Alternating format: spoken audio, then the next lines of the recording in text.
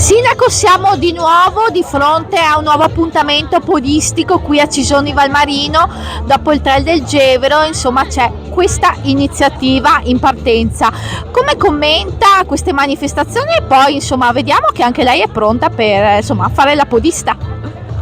Sono pronta per fare la podista, per ringraziare i volontari che hanno organizzato questo spettacolo. È stato uno spettacolo domenica scorsa e chiudiamo questa sera con il Vertical dopo qualche anno per festeggiare il decennale.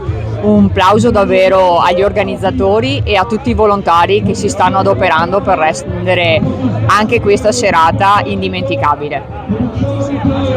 Un augurio che vuole fare all'associazione organizzatrice e poi una battuta: si può dire che Cisoni Valmarino si riconferma per 2 weekend come capitale dello sport? Allora, agli organizzatori ovviamente auguro tante soddisfazioni e nel nostro interesse lunga vita. E Cison è al centro dello sport questo weekend, ma non solo dello sport. Ieri abbiamo avuto un sold out su una passeggiata focalizzata sul lupo, tanti appuntamenti che danno soddisfazione. Cisoni Valmarino è vivo con tantissime iniziative, vi aspettiamo.